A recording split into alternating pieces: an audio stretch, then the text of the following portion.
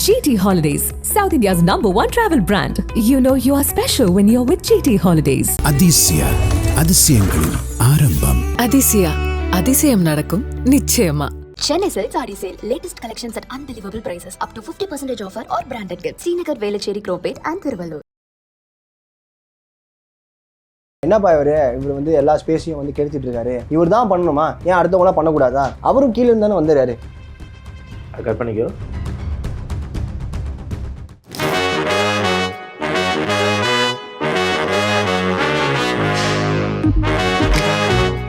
என்ன ஜூப்பா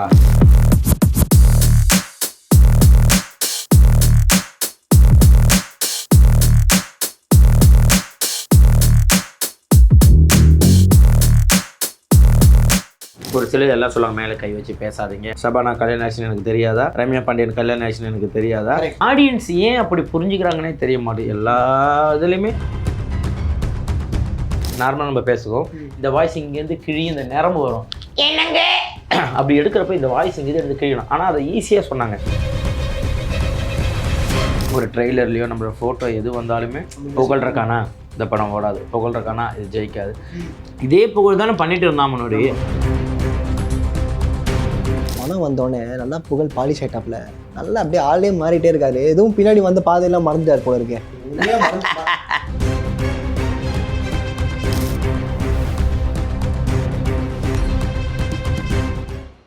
zoo keeper படங்கள் வந்து வெற்றிகரமாக திரையரங்கில் ஓடி நல்ல வரவேற்பு கிடைச்சிட்டு இருக்கு.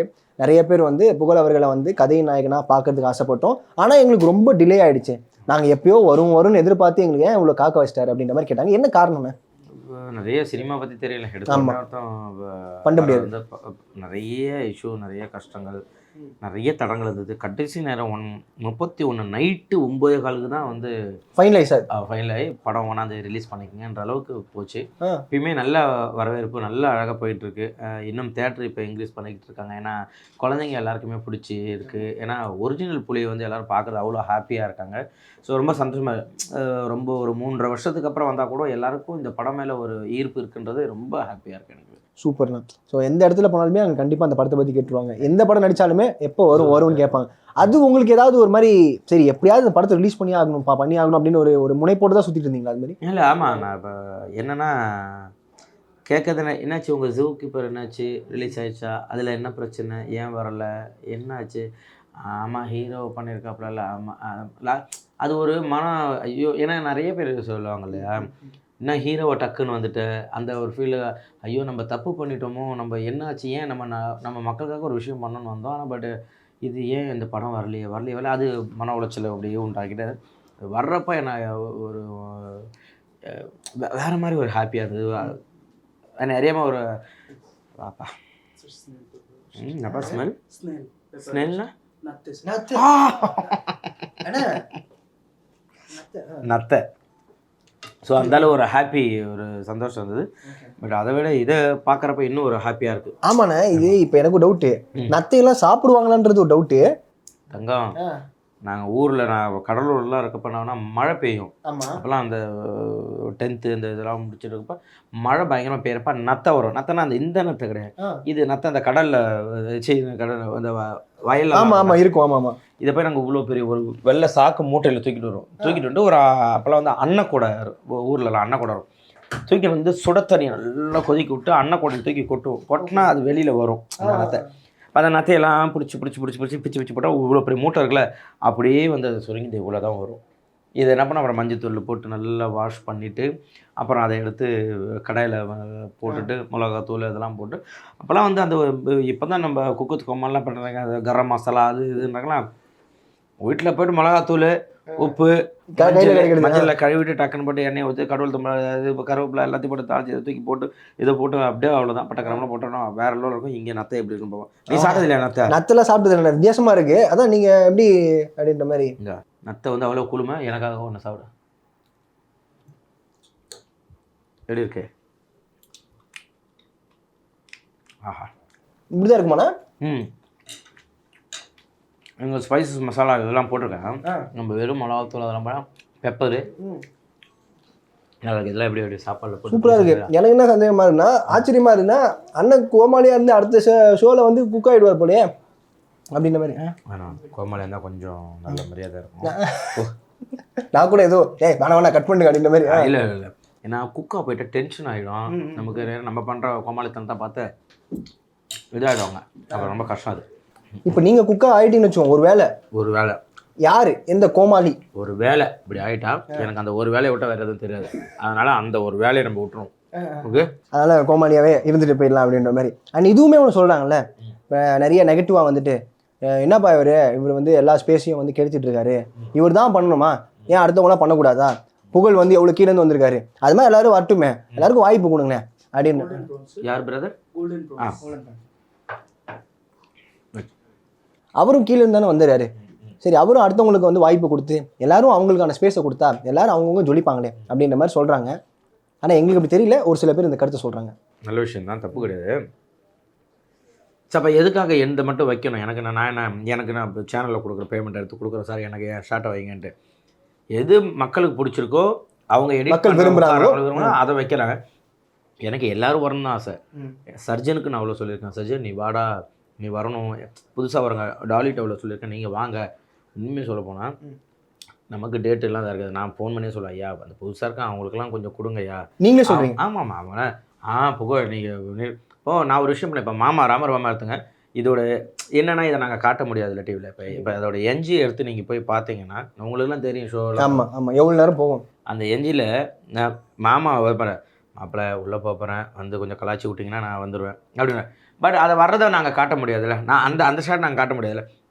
நான் வருவார், மச்சான் நீ தான் குறுக்கில் ஏதாவது குறுக்கில் வாடா, குறுக்கில் வந்தால் தான் நான் உன்னை தடுக்க முடியும், இது பண்ணுவேன். இப்போ நான் போவேன், யோ மாமா அப்படின்னுவேன், கொஞ்சம் நேரம் இராண்டா பேச விட்றான்னு. இது கண்டென்ட்டுக்கு ஒரு விஷயம் பண்ணுறான். அது என்ன ஆடியன்ஸ் இதில் என்ன தப்பாக போயிடுதுன்னா, இவன் குறுக்க போடுறான் குறுக்க. இது மாமா வந்து கூப்பிட்றப்ப நான் தனியாக நின்ட்டேன்னா அவர் தனியாக என்ன பண்ணுவார்? புரியுது எல்லாம் டீமாக சேர்ந்து நடக்கும். ரேஷியோ ஒன்று பண்ணுறான்னா நான் போய் ஒன்று வாங்குறேன்ல அப்படின்னு வாங்கினா தனியாக போய் நீ என்ன பண்ணுவ? நான் வாங்கினா தான் என்ன பண்ணுவேன்? இப்போ சர்ஜன் பேசுகிறேன், சர்ஜன் நிறைய பேர் இது பண்ணாங்க, சர்ஜனை கலாய்க்க. நான் சர்ஜன்ட்டே சொன்னேன், சர்ஜன் உன்னை நான் கலாய்க்க வேணாம்னு சொல்கிறாங்களா கமெண்ட்ஸில் நிறைய பார்த்து சொல்லுவேன். ஆனால் அதுக்கும் என்னன்னா நீங்கள் போய் நீங்கள் அதை பண்ணால் தானே சொல்கிறேன்.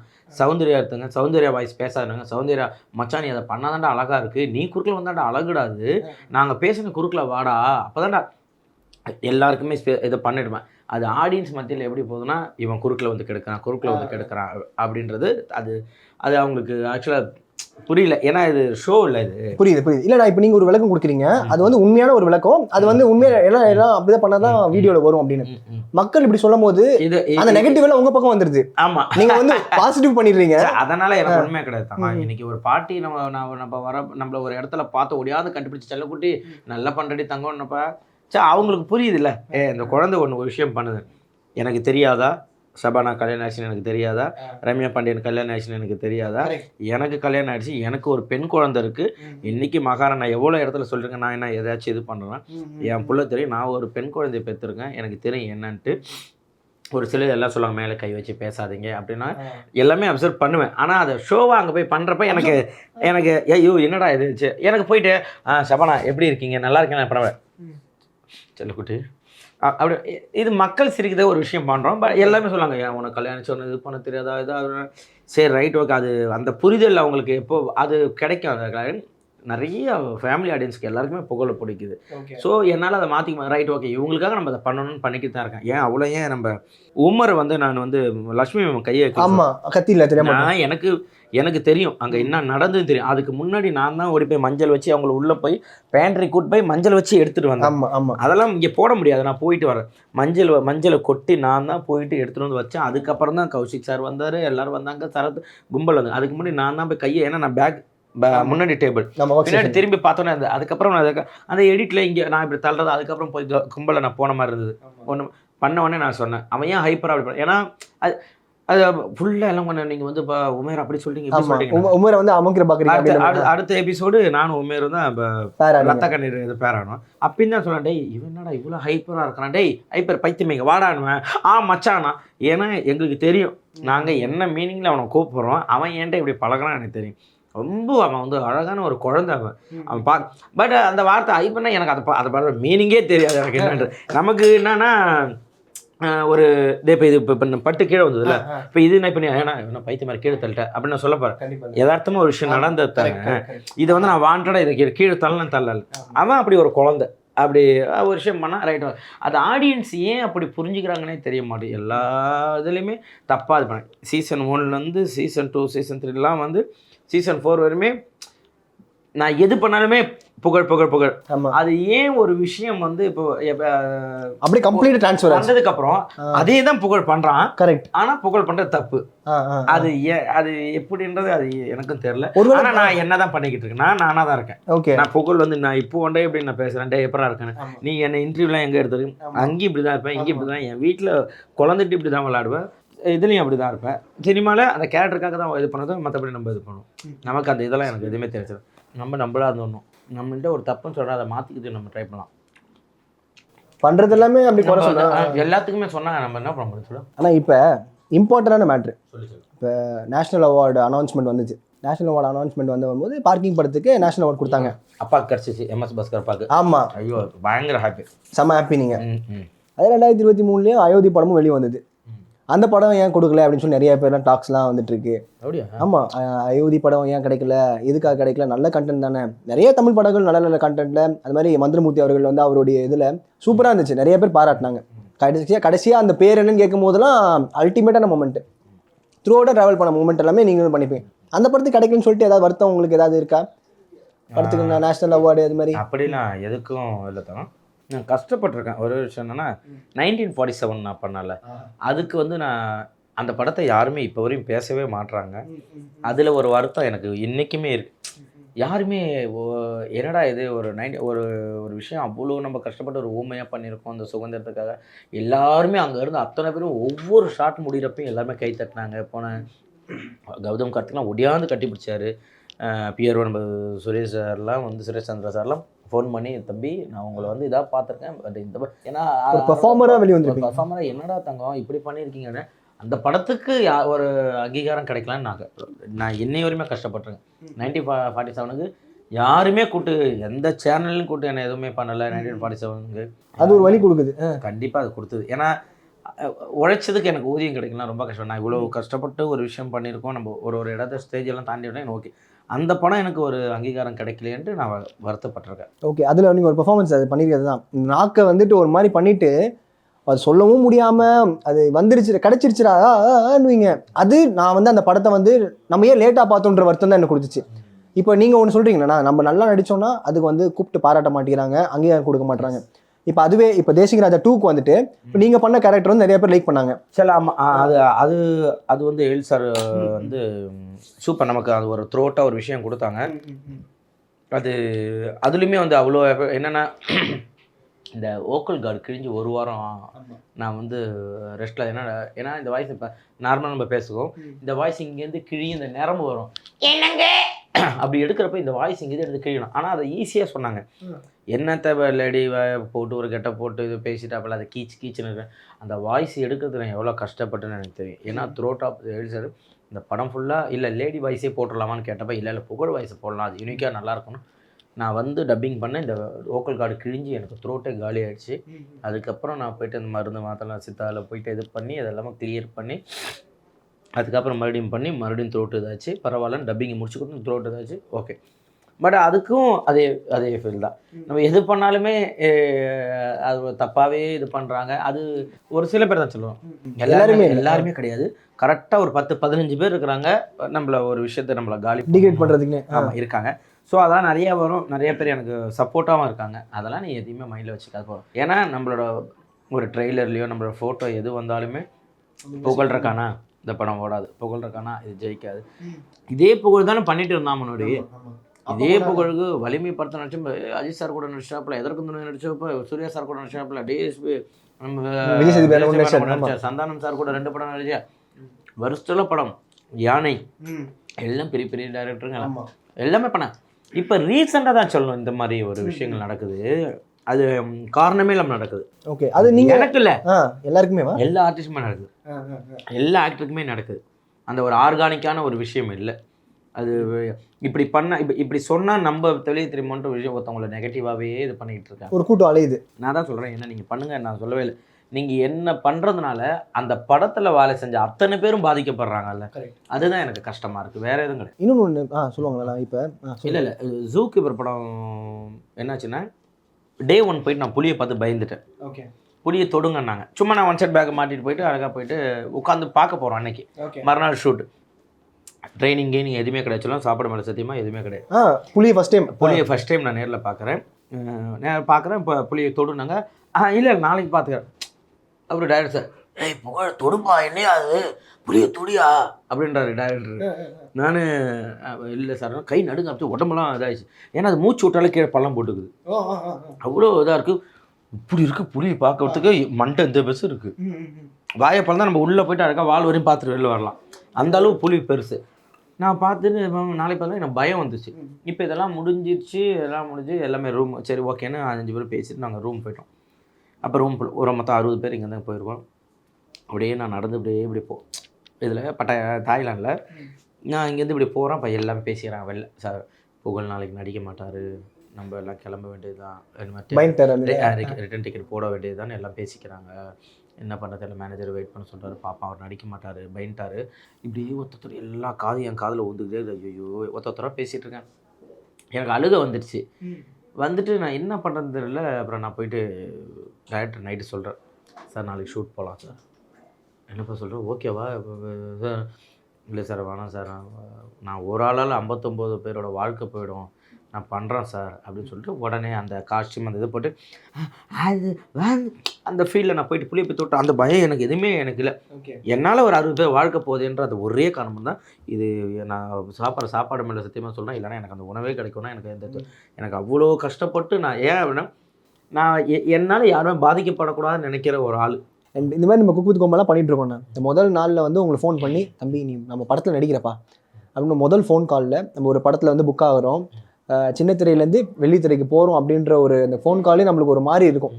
ஸோ இவ்வளோ உழை போட்டது நம்மளுக்கு வந்து ஆட்டோமேட்டிக்காக அந்த 7 ரெமோக்கள்னு சொல்லுவாங்கள்ல, படுத்துக்கிட்டே அழுகிறது, கண்ணில் தண்ணி வரும், ஜெயிச்சிட்டோம்ப்பா நம்ம ஏதோ பண்ணிகிட்ருக்கோம்ப்பா, அப்பா அம்மா நல்லா நம்மளுக்கு வந்து சாப்பாடுக்கு வந்து வறுமை இல்லாமல் நல்லா போயிட்டுருக்கு இப்படின்ற காலம் மாறுது இல்லைண்ணா. நம்ம பேங்க் பேலன்ஸ் நிறையுது.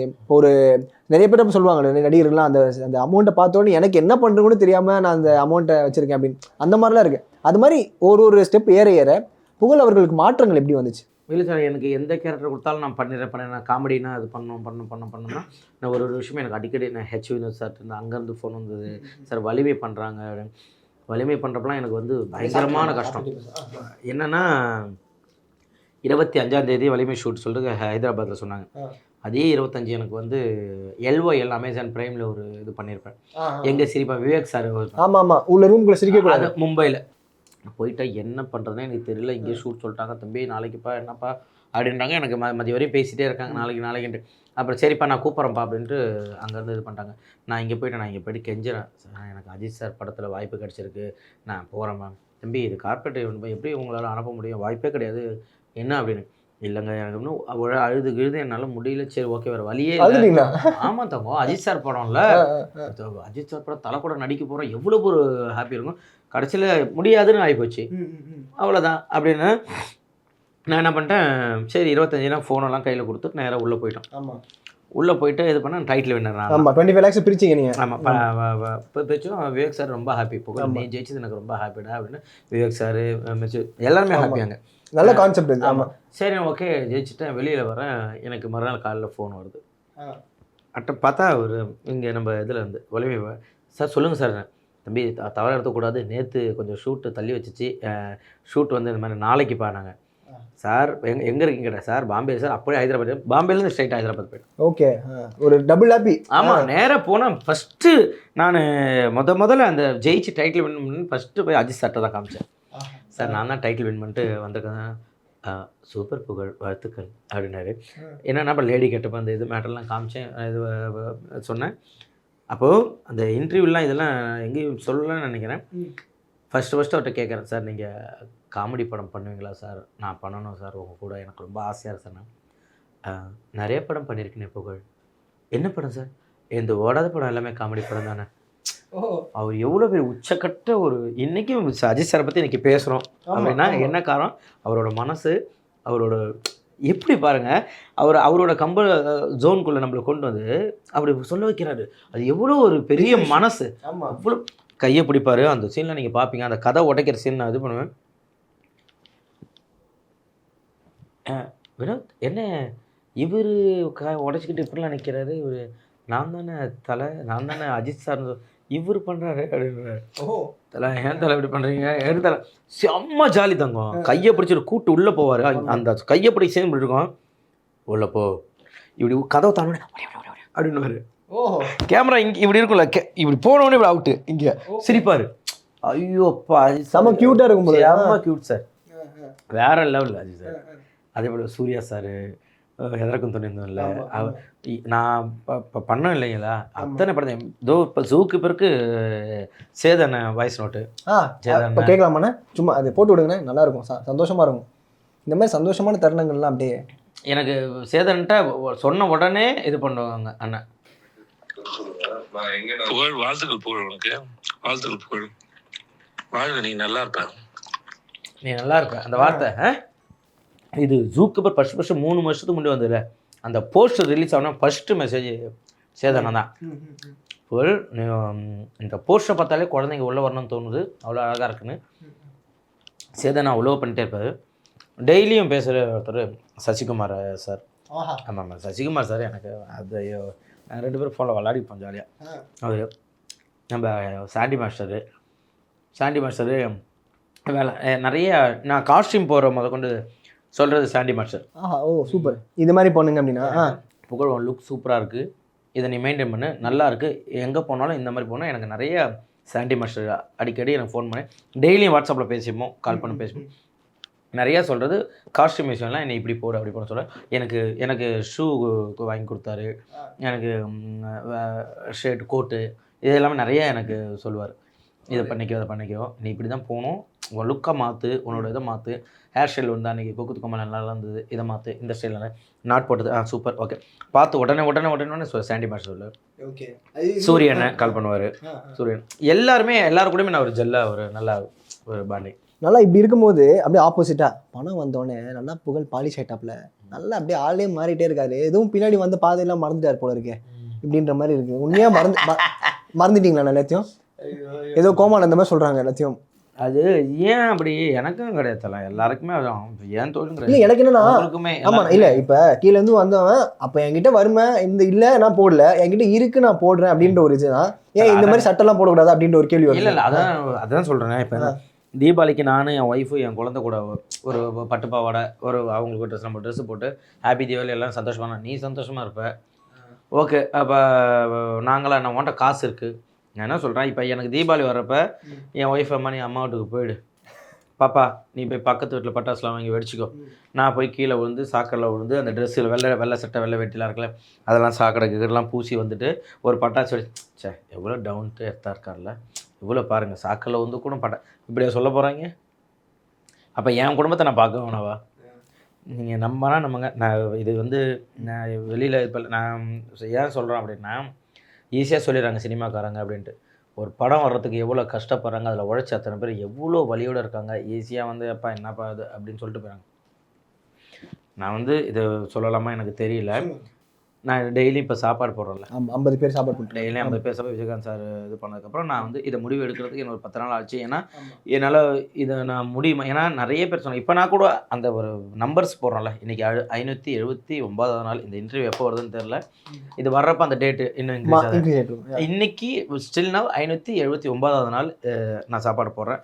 விஜயகாந்த் சார் இருந்ததுலேருந்து டே வரையும் போட்டுட்ருக்கேன்.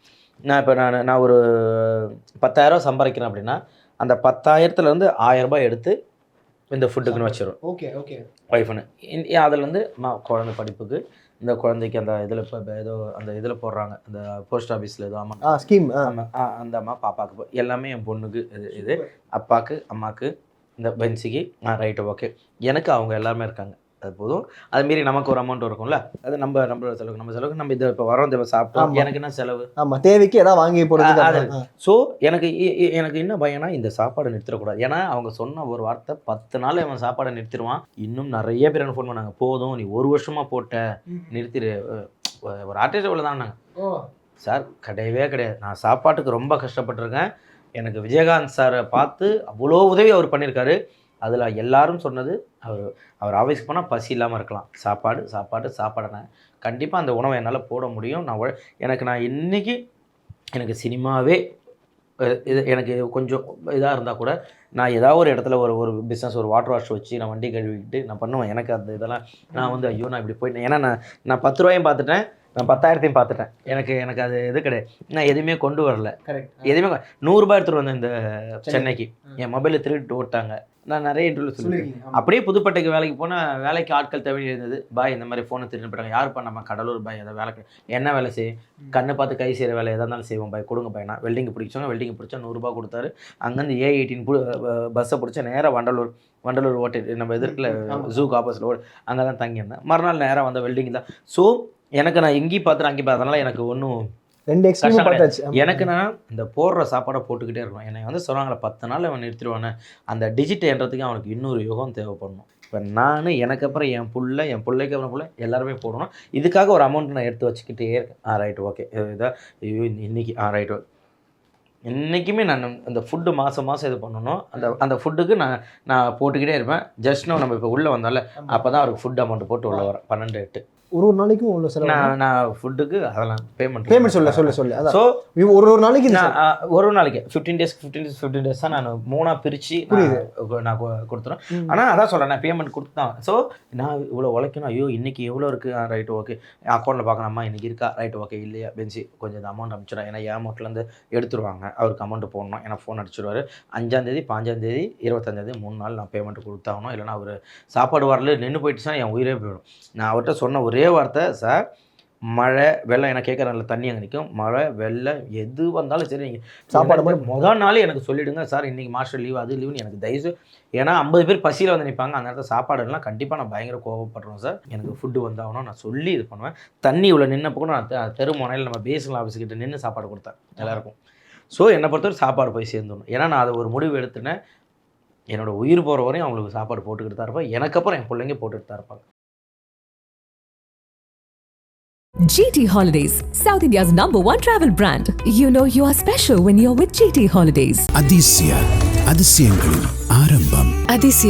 அதிசயம் நடக்கும் நிச்சயமா. Chennai Silks Saree Sale. Latest collections at unbelievable prices. Up to 50% offer or branded gifts. Srinagar, Velachery, Cropate and Thiruvallur.